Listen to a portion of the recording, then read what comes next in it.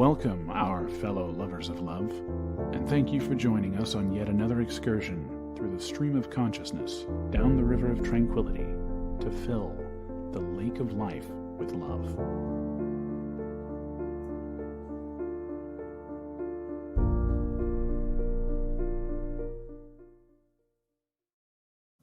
And good evening, our fellow lovers of love out there. And we are here on this Christmas edition of Late Night Love. So we want to thank you for joining us tonight.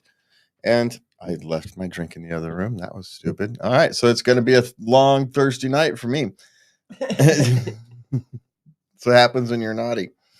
See? We're wearing, for those of you who Only catch the audio. who only catch the audio, yeah, we're wearing Santa hats, and his says naughty, and mine says nice. Mine has to say naughty because I'm wearing a Darth Vader Christmas sweater, and you can't have a Darth Vader Christmas sweater and not wear a black naughty Santa hat. You have to. And you bought these, by the way, not me. Yes. It's like the law, though. Okay. It's the law. It's the law of nerddom. All right. So tonight we're going to have some discussions about, some of the history of Christmas and some little bits of information. We'll close that out with some theoretical tips about how to make a Christmas dinner go better. Theoretical, yes. Yeah, because I went through them, glanced through them, and I'm not sure some of those are necessarily making your day go better. They're just making your Christmas dinner take longer over days, which I suppose maybe has its advantages. But it takes days, darling. Not the way I do it. You have to plan. You have to shop. You have to prep. Not the way I do it. Then you cook. Then you eat. Then you got to clean up and get all the leftovers dispersed. It's a process. You have the people deliver it for the door, and then you have all paper plates, and you just throw everything away when you're done. No. That's the way to do it right there. Otherwise, it's too much work. And why do you want to work on a holiday? Unless you're getting paid double time. And then, of course, I'm making Christmas dinner light this year. See? Light. It's going to be light. And not the next day, late in the evening. We're going to eat late. And yeah, but late, it's like 5:30 for you, eating late. No, I'm going to start cooking at 5:30. Oh, so you're staying up late Christmas. Yeah, I'm staying up late Christmas. Alrighty then. So, I get a sense of satisfaction in creating a special meal on a holiday. I do, for my loved ones to enjoy. And I think about them as I'm cooking, and I bake the love in. So there you go. I'm not into food, so I don't get the whole food thing. But so as basic as basic. Yeah, you got to be into food, dude. Yeah, so that's part to of get this. I'm sorry. That's part of the difference. So for those of you, and for those who are like me, who can kind of take or leave food in particular, you eat because you're hungry, not necessarily because you. And me being a foodie, my sister finds our coupling absolutely hilarious. It doesn't bother either one of us. So it doesn't. No, we're fine. We just accept the other person. What do we care? I mean, yeah. Are you asking me to not eat? I mean, do I ask you to eat the food I make all the time? No. No, but you did ask me to eat that tomato that one time. That was one of our first dates, and you did it. Well, I didn't actually eat it, by the way. And I've never asked you since. I've asked you, but I've never made you. Okay, so where are we going to start with our Christmas discussions? That was one of the very few times I was able to make you do something. And? It was early on. Soon to be changed by, I ain't doing it. Well, only when it comes to food. And it only works because most of the time I say yes. So, so on occasions when I have to say no, you accept it. So, all right. So what are we starting? We starting with our Christmas facts here? Yeah, we're starting with Christmas facts. Okay. So what do we got? Okay, well, according to this article, this is very interesting. Christmas roots extend from pagan rituals. The Deus Sol Invictus, birthday of the incomparable sun, is every December 25th. What is it? In the candid is during January 1st to 5th. Anyway, the point is that those midwinter or beginning of winter, depending upon how you talk this pen of It it. seems like every culture has it. Yeah, right around the winter solstice. Yeah. Somewhere around the winter solstice, there's a festival or something. At right around the darkest of the days, you get together and you do something that lifts people's spirits. When you think of it that way, it's not such a surprise. You've been locked up in the winter. It's cold. You don't get to get out. So, you get together, you exchange some gifts, you lift some spirits, you remind yourselves why you're going to go off and survive the next, month and a half, 6 weeks, 7 weeks, whatever it is. Because the next 7 weeks are usually brutally cold and, it's the grips and depths of winter. So, yeah. So it makes sense. Christmas is not a biblical holy day. Well, it's not in the Bible per se. No, it's not it's a shared holiday. It's what it is. I mean, they talk about the wise men.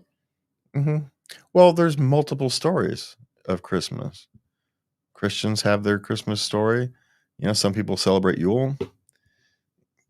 I know people who are off celebrating Yule. I have a number of friends. Yeah. Who celebrate Yule. They don't celebrate Christmas, but it's Christmas. But they don't. It's not like they don't celebrate Christmas. It's just kind of all wrapped up into one. And so that's part of the reasons why it's the holiday season, because so many cultures and people have some form of holiday celebration or observance during this time of year. It's just, the way it is. St. Nicholas of Myra, a real person, inspired the character of Santa Claus. Oh, Christmas story is in the New Testament, though, by the way. But it doesn't mean it's a biblical holiday. All right. Santa Claus image used an early picture of St. Nicholas. St. Nicholas's stern expression. So that's interesting. Huh. Yeah. Santa's dress wasn't always in red. There we go. Oh, the red version is from a Coca-Cola marketing campaign, is what they think. Yes. Yeah. So that's interesting. Santa Claus goes by lots of names. Pierre Noël in France. La Befana in Italy. Mm-hmm. Kris Kringle in Germany. Dachka Moroz in Russia. So, and if you're seeing me today, it's Santa Vader. So, Santa Vader, won't you deliver to me? So Vader, set it on stun. A U.S. department store designed Rudolph the Red-Nosed Reindeer for promotional purposes.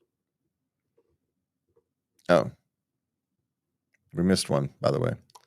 Santa Claus would have to travel 650 miles per second to complete gift deliveries on Christmas Eve. Well, he's just got portal. How do you think he gets down a chimney? Portals. It's like I got it like a portal gun or something. All right. So the department store. So Rudolph the Red-Nosed Reindeer is a Montgomery Ward. Yeah. To make children buy the coloring books. However, they did not make his nose red to make him to avoid making him look like a chronic alcoholic. Okay, then. Santa's reindeer are either female or castrated, is what they're saying. Mm-hmm. because most male reindeers shed their antlers around Christmas season. Yeah, but it just means that they're probably shed his antlers right after the trip, because we know they're males, right? So they just haven't shedded their antlers yet. These are reindeers that fly. Are we going to really apply normal? They're magical. Yeah, we're really going to try to apply normal reindeer biology to reindeers that can fly. I think that's a. Hey, Michael, how you doing? We have yeah. Why are we applying physics and stuff and nature to reindeers that can fly? I don't understand. You're thinking about it too hard, people. All right. United States declared Christmas an official holiday June 26, 1870. So it's been a holiday for a long time in the United States. Alabama came first, making it in 1836. Oh, don't tell the people in California that, and they'll have another reason to hate Christmas. All right. Resident Puritans in America outlawed all Christmas observances from 1659 to 1681. It was considered a lewd Catholic holiday. Which is funny considering it's not really a religious holiday at all. Anyway, which is probably the real reason. They were just blamed it on the Catholics. Eating mince pies on Christmas Day is illegal in England, or at least was.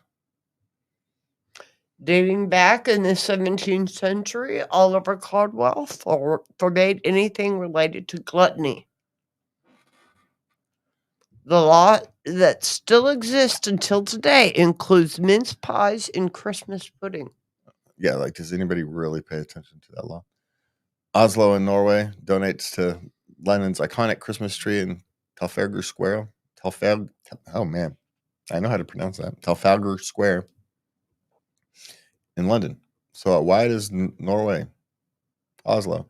Sister city, maybe? Maybe London's donate back. Maybe it's one of those. No, Londoners received this as a yearly token of appreciation for their aid to Norwegians during World War II. Okay. Bicycle gave Christmas presents to World War II prisoners in Germany.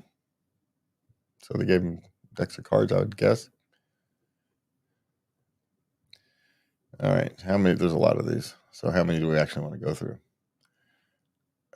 All 50 states grow Christmas trees. There you go. Hawaii and Alaska. Well, Alaska, of course. But even Hawaii has a Christmas tree farm, apparently. Which makes sense. If you're going to have Christmas trees in Hawaii, you really don't want to have to ship them with a boat. Yeah, you would think. They're kind of not be fresh, right? I hadn't thought about that. I hadn't thought about Christmas in Hawaii. Friday and Saturday before Christmas are the busiest shopping days of the year. Yeah. Where are you? I don't know. This website's gone haywire. Okay, I see where you are. Friday and Saturday before Christmas, all you last minute people. What are you? I was done by the 15th. Well, it's called people who get paid weekly need that paycheck. You know, people get paid on Fridays.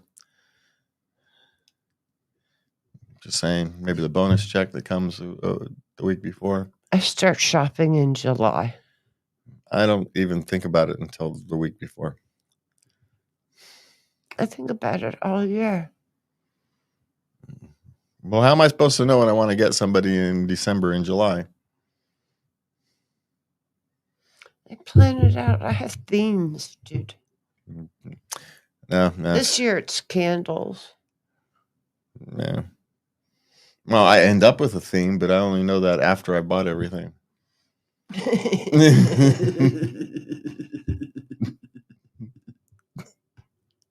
Oh, I was clearly looking for fun and smiles this year, but that's just what happened.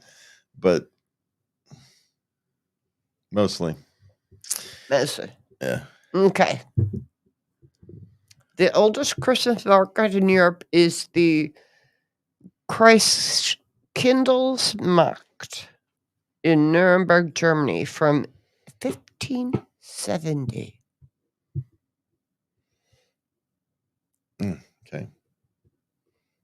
Yeah, see, I don't know. website has gone all wonky. So I'm just going to skip around. We Wish You a Merry Christmas was originally heard from servants demanding alcoholic drinks from their masters. We won't go until we get some. Hold on. So bring some out here. Don't ask me. The thing's skipping around like... Well, wait for me. Bolivians have a tradition of celebrating Missa de Gallo on Christmas Eve. People attending the midnight mass or mass of the roosters bring roosters as a symbolism of their belief that in the rooster being the first animal announcer of Jesus' birth. So there you go. So roosters and I've are given a up on that theme website. in Christmas in Bolivia. I've given up on that one. This doesn't work anymore. Okay, and then there's a mention about the Christmas pudding and how it's a family affair. And it's performed the last Sunday before Advent. They take turns in stirring the pudding mix and make a special wish for the coming year. I have never had Christmas pudding. I don't even know what the heck it is. So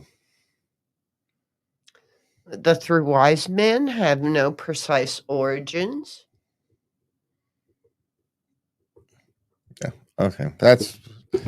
Anyway, that website's got all wonky, and it's time to move on.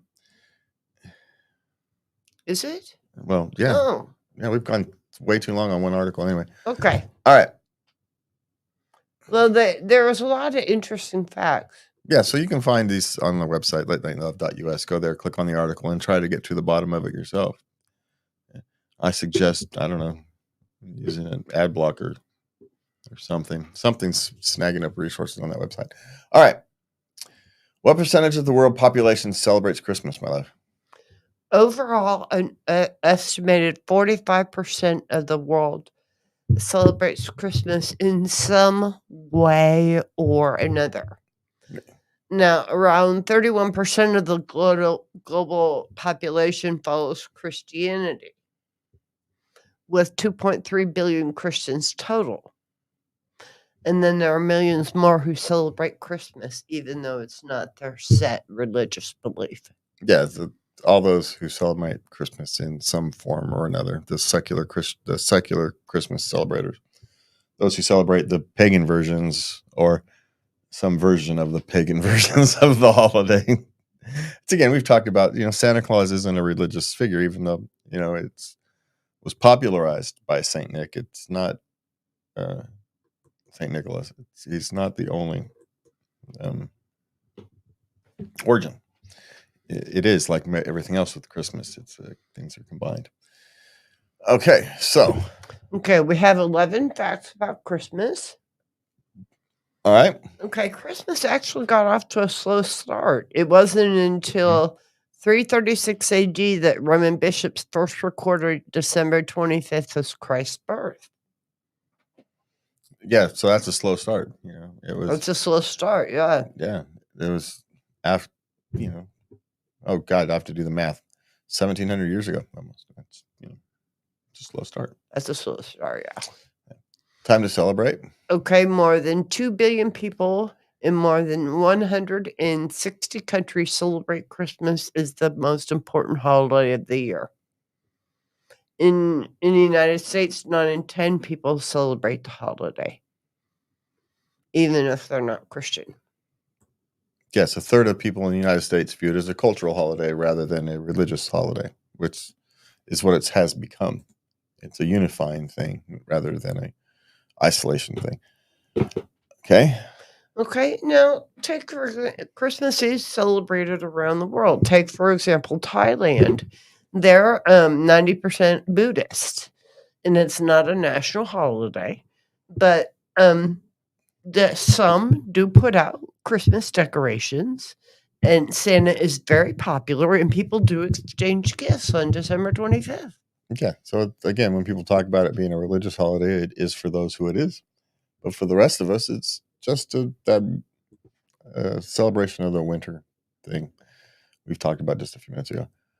There's no place like home for the holidays.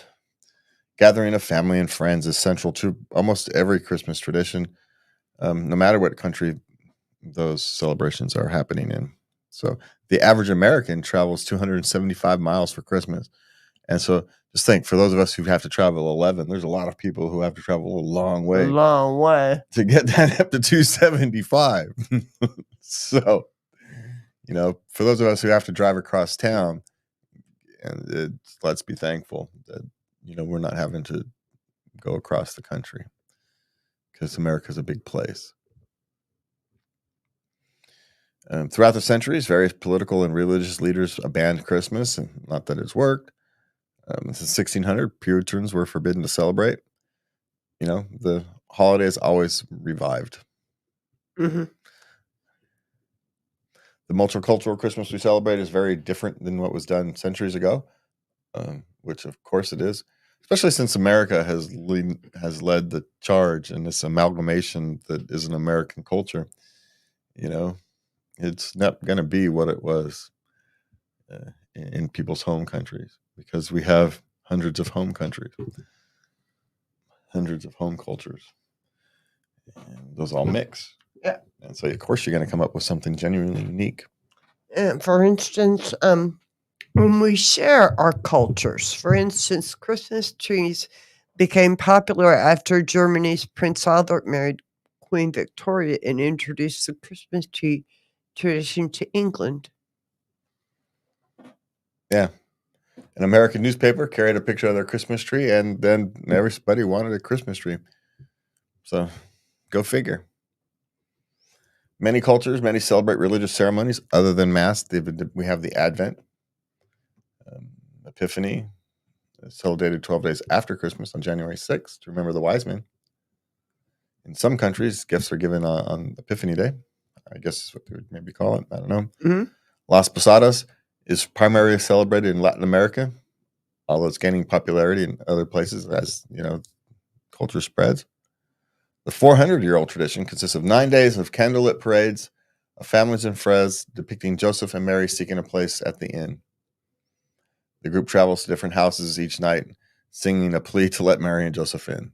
Once the couple is accepted, the group prays and shares traditional food such as tamales. And then the last evening is a big party, piñatas, fireworks, the whole kit and caboodle. What a lovely tradition. Yeah, but you have to have big family. Of course, you're talking Latin America, a big family relatively close in order to do that, because you can't just go knock on some stranger's door. Hey, let us in and have. Why not? We do that on Halloween. Yeah, we on Halloween, people come knock on the door, give us candy, and they go away. They don't come in for dinner.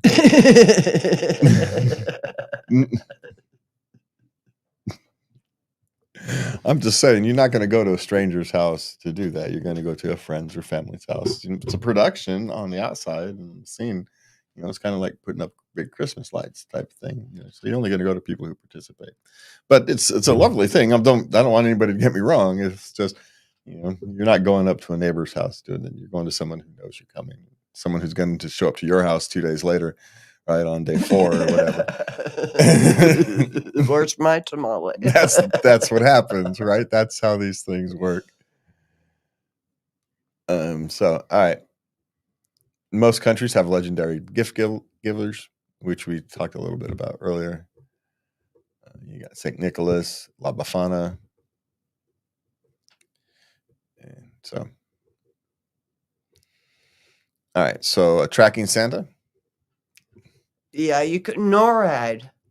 Yep. And that is starting at 12:01 a.m. on December 24th. You can watch Santa make preparations for his flight. And the Santa Cam stream videos on the website as he makes his way over the globe. I probably should have figured out where that whole thing started. I mean, I know there's the big story of how it started, but you don't continue that kind of a thing for this many years. It has been for 60 years. I know, but unless it's like for military families. Is it, you think mostly military families are the ones who actually call? Well, it started by, if my memory serves, it started by a phone call by a little girl, and an officer answered the phone, and I forget what her question was, And I am going to do research for this, and I am going to have the answer on our next show. No, I'm just curious about why it's continued for so long. I mean, does it mostly serve military families? Which I'm fine with. If you're going to, but my guess is the people who call are mostly military families, especially in the modern world. You got the military families calling. I don't think there's many people in downtown LA calling NORAD to talk to the operator. I don't call, but I check NORAD every year. Yes, guess what? You're military, young sunshine there over there. Ex-military. Well, like I'm saying. I want to know location. Where's my present? Your present's under the tree already. What are you talking about? I know, and it's huge, and it's killing me. What the heck is it? That is not huge, by the way. Yes, it is. It's relatively big, but it's not huge. It's huge for me, man. Okay, it's not the size of a ring box, so I know, it's not a pair of earrings. So, Could be. Just could be it's filled with paper, except it's way too heavy for that. You put rocks in it. Well, I'm way too lazy for that. I have to carry that thing. All right, so we got a few minutes left. We're going to run through some tips for that Christmas dinner. Yeah, okay, here we go. Okay. Make canapes instead of starters. Yeah, put out trays with little things to nosh on. Do not waste the cutlery and plates and all this stuff on a sit-down starter. Yeah. Well, my suggestion is unless you really have a tradition of a real formal dinner, to deformalize your Christmas tradition, your Christmas dinner. Hey, if you've got a family tradition of having a real formal dinner, that's one thing. Continue it. But if not, you can make your own informal Christmas dinners. So one of those things you can do, make a head gravy. And there's a number of ways you can do that. If you want to make real gravy, or you can just be like me and get one out the can or the package and make gravy.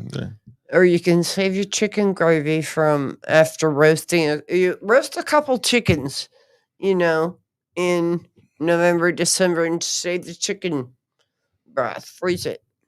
That's too much planning for people like me. So, you know what? Just make the gravy ahead of time, but go ahead, use the packaged gravy or whatever, the canned gravy. And no one knows if it's already in because they're not going to know. I can tell the difference. Throw a little spices in there. No one will know. I'm just saying. Make your roast potatoes ahead. Roast potatoes? Who has roast potatoes? Mashed potatoes. Well, the same thing. So make your potatoes ahead of schedule is what they're telling you. Make your potatoes the day before and then reheat them, which is, it's a reasonable thing. Roast potatoes. Oh, here we go. Make ahead mashed potatoes. Yeah. I mean, roast potatoes. Make them a day before. Yeah, mashed potatoes are fine. I'm not sure about reheated roast potatoes. They would be soggy. Not necessarily, but I'm just not sure about it.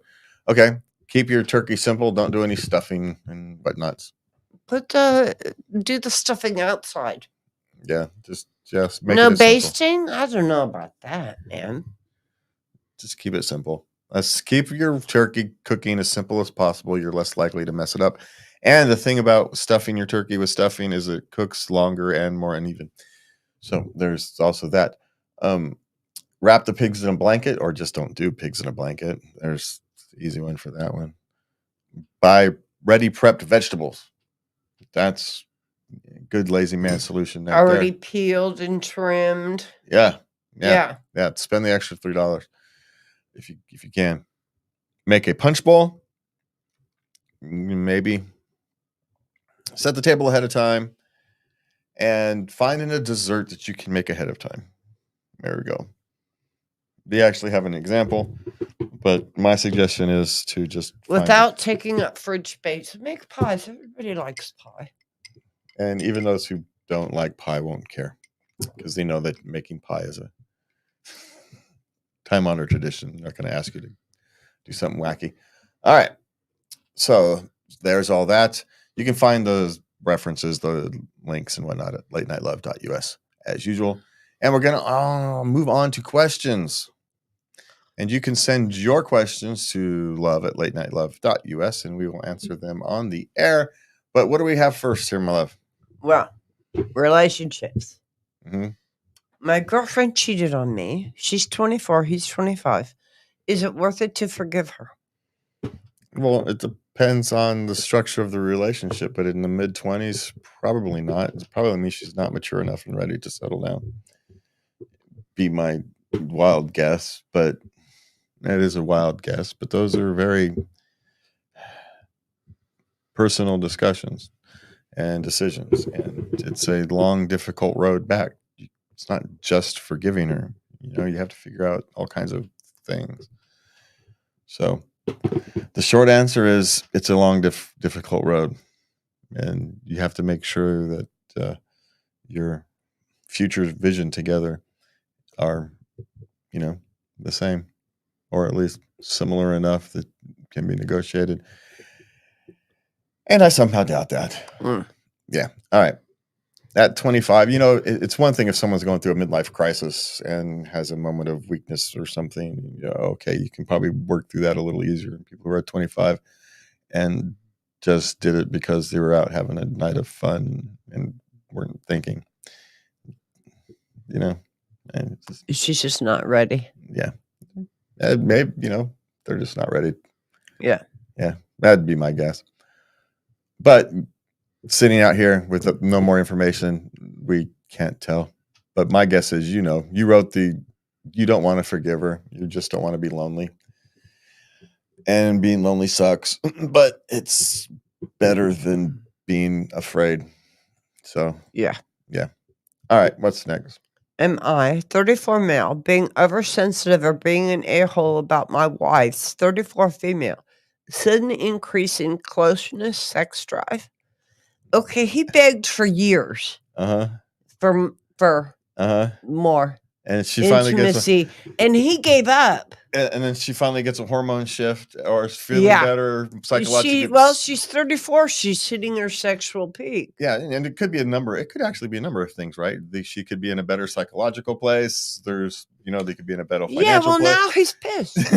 Is he being, No, it's a quite human response, but let it go. You can't dwell over the past over these things. Just, enjoy the time you've got now. I get feeling frustrated with it. I've asked for years. Now, all of a sudden, after I've kind of given up, accepted life, like this is how life is going to be. And now for no seemable reason that he can understand, it makes sense to have emotions surrounding that. It's perfectly fine. The emotions are perfectly fine. But how do you deal with those emotions? Don't hold on to them. Just experience them and move on. And, be happy that there's a change. I get it. I get the frustration that he's feeling, but just enjoy the change because it'll change again in 6 years. So, yeah. So there we go. All right. So what's next? How do I, 37 female, tell my boyfriend, 31 male of 6 years, I don't want him to have a key to my new house yet? Well, if that's what you're going to tell him, there's no other way than just to tell him. She just wants to have a little bit of time where it's just hers, Well, yes, I get it, but this is going to be hurtful. Just swap spots. If he got a new house and she's got a key and he says, I don't want to give you my key yet, she's going to question the seriousness of the relationship. Is she not? Of course she would. Anybody would. It may not have anything to do with it, but the person's going to think so. Now, as a relationship, for me, that would tell me something about myself, that this isn't a serious long-term relationship. You're not ready to give him a key that he already has to your new place. Fundamentally, you're telling yourself that you don't want him long-term. You're just not willing to listen to the signals your brain is telling you. Brain is telling her what she wants to do about this relationship. She wants it to end. She's just not listening. If this was a solid long-term relationship, it wouldn't be a question. He already has a key to her current house, right? Yeah. Yeah. She's just moving. If it's a functional long-term relationship, right? It's just a change of address. There's nothing changing. This desire for her to be by herself and have it be hers for a while is a desire for her to be by herself and be alone for a while. She just doesn't want to be alone while she's doing it. That's fine. But, think of the other person. And if that's what you're going to do, then end the relationship and be responsible. Take the break. Let him know where he really stands. Because right now you're not being honest with yourself, and you can't be honest with him if you're not honest with yourself. So there's that. All right, what's next? How do I, 34 male, convince my wife, 44 female, that she didn't fail me? She can't conceive. She's not worried about failing you. Her emotions are she feels like a failure to herself. And she's using him as a place to hang that. She's not using him as a blame. She's using him as a way to understand that, right? As a way to express it. She really feels like she's failing herself. She's failed as a woman. All those kinds of perfectly natural human responses, and there's not a damn thing he can do about it. She's going to have to work through this with a professional. So all you can do is love her. That's all you can do. That's it. The more you try to convince her, it's a thou protest too much type thing. So all you can do is continue to love her, continue to accept her as she goes through a really difficult period, and be supportive as she, tries to find a professional to work through these emotions. And then, talk about adoption once she gets past that emotional hump. Don't talk about it too quickly. You make, overly emotional decisions. But take some time. Yeah. Okay, so what's next? Parenting. Oh, yay. All right. No, parenting. They're easier questions than relationship questions. So let's go for it. All right. I let my 14-year-old shop in the mall with my 8-year-old tonight. Am I a bad parent? Well, not when we grew up. That was perfectly fine. I mean, some people today might have an issue with that, but not here. I think if your 14-year-old's a responsible 14-year-old, is shown you have the knowledge that they're perfectly capable of being responsible human beings in a shopping mall for a couple hours while they go shop for Christmas presents or whatever. It's perfectly fine. I think we need to have more kids doing that. Of course, the point is you have to make sure your kids are responsible when you go send them off to do that. Because in many places, the children aren't responsible and the parents will go send them off anyway. But you made a rational choice. No, I think my 14-year-old is responsible enough to keep an eye on my 8-year-old while they go through Walmart or whatever and to get Christmas presents, which is what I'm assuming happened. Yeah. Yeah. It's perfectly fine.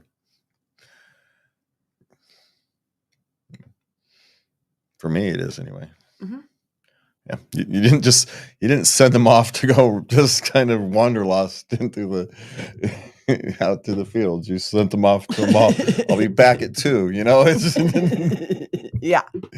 Yeah, it's fine. You know what? You didn't set them off, into the woods or something. And they probably have cell phones and everything. Remember, back in our days, we went to the mall. We had to call our parents up, collect, and say we're on done. a cell phone, Yeah, we had to collect call for mom. Collect call from we're done. And mom would come pick you up. Right? That's how it happened. No one was paying for that collect call.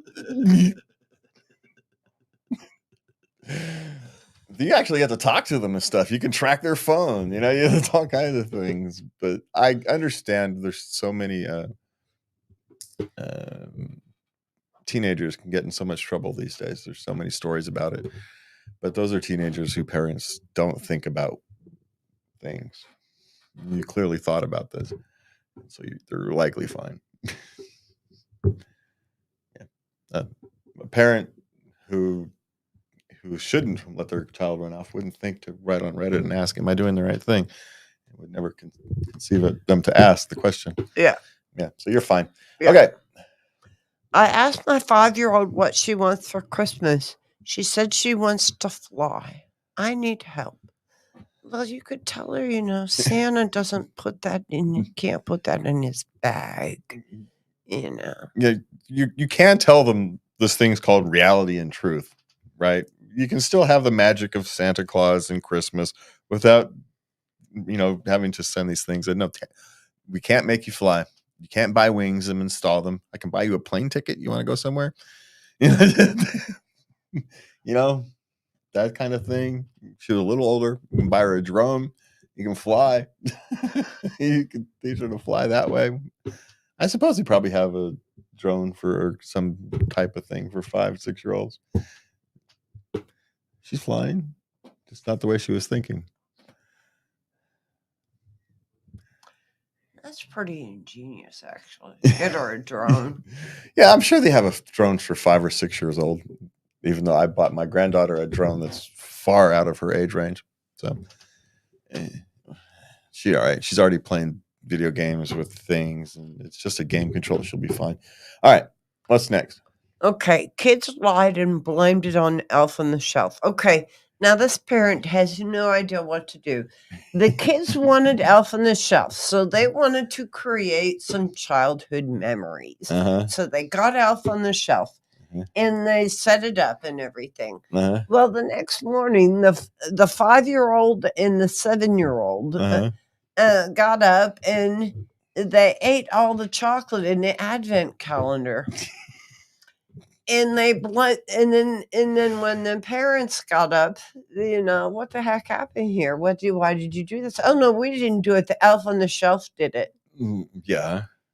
So what's the problem? So she wants to know, should she continue with Elf on the Shelf or should she abandon it this year? The problem here isn't with Elf on the Shelf. The problem is here you let your children lie to you. You let them get away with it. The answer is Elf on the Shelf. No, he did not. Is the answer to the question. Elf on the Shelf cannot eat all those candies. You did. Off to your room or whatever punishment you feel is appropriate for the thing. You just don't accept.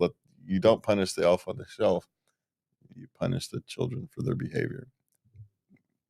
Just as you would if there was no Elf on the Shelf. In fact, you probably get them in more trouble for lying to you. Is how I always dealt with it.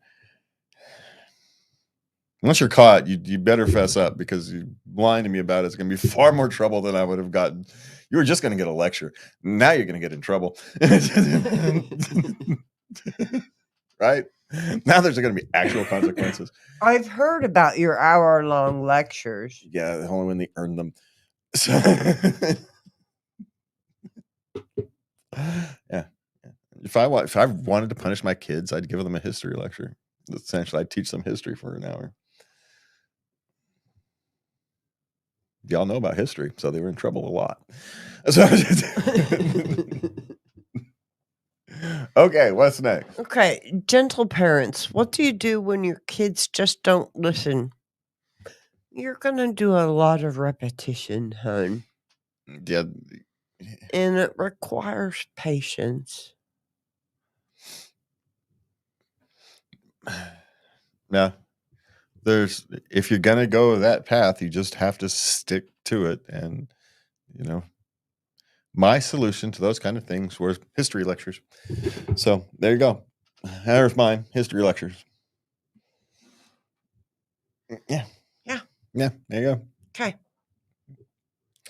All right. More questions. Would it be too immoral to quit a job after only a month? No. If the job isn't working for you, you're doing both of you a service. Both you and the employer. So, no. Things happen. Not every job works out. So, the answer is no. It's not immoral. Okay. Should I tell my boss I'm going back to school? Do you need time accommodations, or do maybe they have an education program where they do some kind of matching funds or something? You don't have to tell them. There's no requirement to tell them, but you know, you could. Maybe they can adjust your schedule. So if you needed some schedule adjustments, I have found that good bosses, good places to work for, encourage your education, even if it just means, adjusting your schedule a little bit or just being supportive. Even if they don't have a program that helps pay for things, they can often be supportive. So, now if you're at a place that's not quite so high quality of a job, and the thing is to keep your head down and stay out of way and stay out of notice, then keep your head down and stay out of notice. But my suggestion is, unless there's some reason not to, you don't have to necessarily bring it up, but I wouldn't avoid it. But also check your thing and see if there's some kind of educational component to your, maybe they're willing to pay for some of it. Maybe they're willing to adjust your time so you can make scheduling classes easier. So, okay. What's the worst mistake you've made in your career? Well, worst mistake I've made? I don't know. I was technically responsible for having, 6 pumps destroyed at a silver mine. These are $10,000 pumps. And that's not even the expensive part of the problem. It's the mine being down for the 3 weeks to get the new pumps installed. And it wasn't technically my fault. I'm just responsible for it. Lots of people didn't do their job properly that day on both sides of the equation. But I'm the one who signed the QA paper. So we did all our jobs technically, but it's just the conditions of the day. I mean, it was hot and a little muggy, and so contamination stayed in the pipe when we cleaned it out. And so it did not get fully cleaned. Now, if at the mine they had done their job and cleaned it out like they're supposed to, they could have gotten the rest of it and it wouldn't happen. They didn't clean it out at all. They stuck it on the pipe, and a bunch of dirt and contamination got into a pump, and all 6 pumps got. That's horrifying. Yeah. Well, no one died. Silver mine went down for a little while. As long as no one was hurt. No one was hurt. Silver mine went down for a little while. And quite frankly, usually what happens when these kind of things happen, they take the opportunity to do maintenance on other parts of the mine and stuff it's hard to do when things are running. And so it's oftentimes these kind of downtimes are actually good in the long run because you get to do a lot of difficult to do maintenance. So, silver linings and all that. No one got fired. So it was all good. Insurance and all that took care of most of everything. But it's part of doing business. Okay, what's next? How should one feel about their company not trusting its employees? That depends on kind of what it is and where you're at. And there's details that need to be had. Because quite frankly, sometimes employees necessarily aren't to be trusted. I've worked in warehouses that dealt with a lot of small, expensive parts. And, easy to walk off and sell these things on eBay or whatever and make lots of money. And so they had, theft protection processes in place. I didn't necessarily mind. It was annoying getting out of work because you'd have to go wait in line. But it only took a couple minutes. It's just annoying. But, you could understand it if everybody was trustworthy, then it'd be fine. So now if you've been proven trustworthy over the course of time and you still get treated like you're not, that's another thing. But if you're just being treated like everybody else, and it's because, quite frankly, there's been usually they only happen because there's a high tendency of theft for a while. And so rather than pick on one person, just stick in policies that make everybody have to go through metal detectors or something. Like, if you work at a casino, I know this, you can't bring no pockets. You're not allowed to have pockets. If you're like a dealer or a cashier at a casino, you're not allowed to have pants with pockets. Well, that's awful. Well, it's easy for people to put $100 bills in their pocket. So, So it depends on circumstances. Is how you should feel. How's that? It's not all of these circumstances are created equal. Okay, what's next? Well, we have 6 questions. Okay. My 23 female wife is allowed to masturbate, but gets mad when I do it. He's 23 also. She's a little old for this. 23? Well, no, that's probably it's okay for me, but not for thee. Well, let's remember this is for women. It feels much more emotional. It feels much more of a what's the word I'm looking for?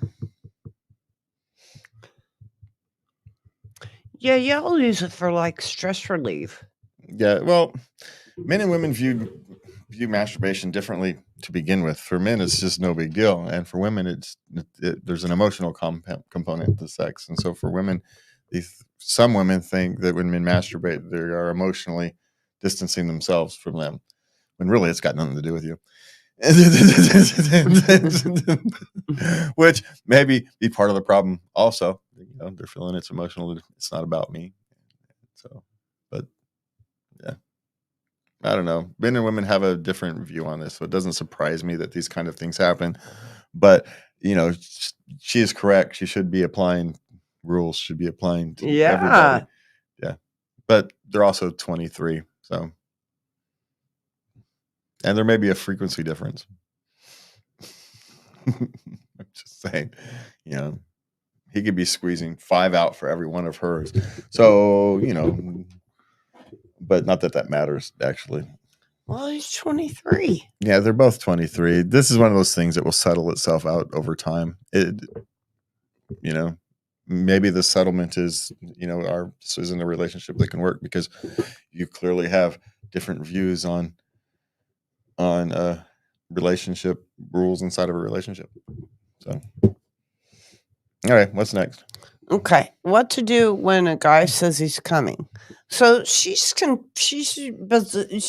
it's bizarre. One thing, why are they doing this? I know you're coming. I know you are. Yeah. So, why are you telling me? Well, because it depends on the actions, on how you're approaching there. Sometimes it's a warning, so you can make the decision on where you wanna. Yeah. If you wanna. If you're a spitter or a swallower, how's that? You can make a decision. Well, right? So you can be the warning type of thing. And there are also the times where if you are lost in passion, you don't always necessarily think about what comes out your mouth. And sometimes at those times, they're not thinking, they're just, it's an emotional response, essentially. Oh. Yeah.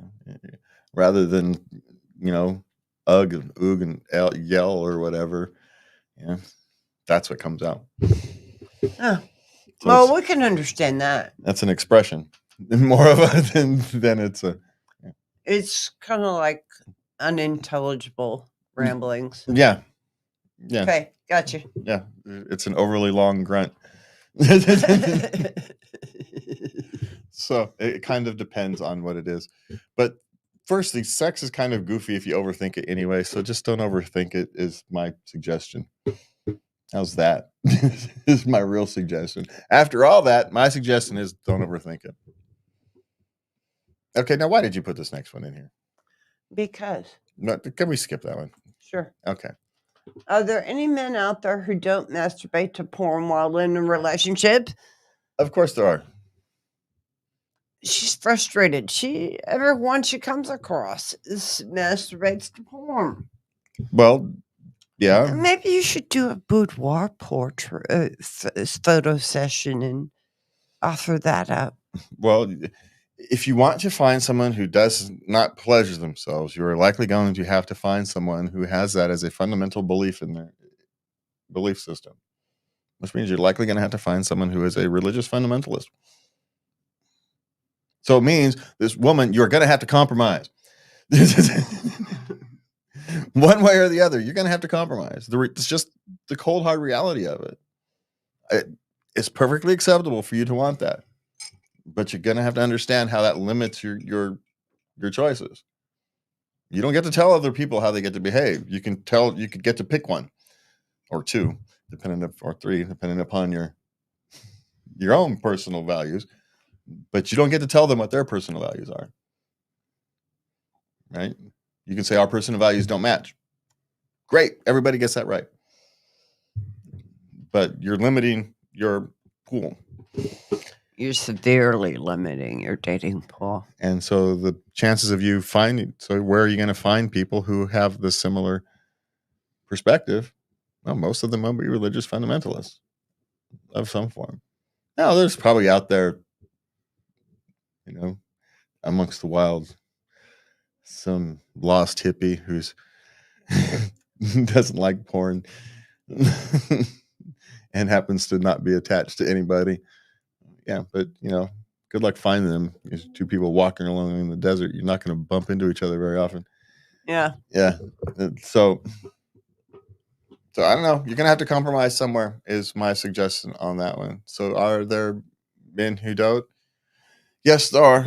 There's probably lots of them, but my guess is my question is, doesn't she have a fantasy life? Probably not. Oh, well, that's sad because fantasy life is fun.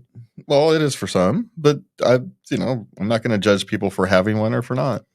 It's a nice outlet, because you can think about things that you would never do. Yeah, but she doesn't have that desire. It's fine. It's perfectly acceptable, and it's perfectly acceptable to want to find someone who is very similar. Great. It's a long, difficult path, and complaining about it isn't going to make it shorter. Being happy about it and just kind of going along your way, you will attract the people who will look for you. So you're going to have to either be willing to compromise somewhere, or you're just going to have to accept that, this is how you have a high standard. It's going to be difficult for people to meet, and you're going to be happy until you find someone that does. Okay. And the fact that you're, if you accept your happiness until you find someone that does, you will actually become more attractive to those. You really will. To those people who are also looking for something similar. So that's the suggestion. And that's it for us tonight. We are out of here. We want to wish you all a Merry Christmas. We will see you next week for a new year. And we have questions from Reddit. Questions from Reddit for New Year. All right. We're on New Year's Eve. No, not New Year's Eve. We're on the 30th. Yeah. Well, it's our New Year's show. Yeah, it's our New Year's show, but we're going to have questions from Reddit. So it's a question time, which is good because we're probably going to go to mostly questions from Reddit for 2024. So I think it's probably where we're going to go because we're going to have to start making segments and things so we can do other things with our content. So anyway, we will see you guys next week. Thank you for joining with us. Please remember to love everybody and I'm clicking wrong buttons, and have a good night. Good night.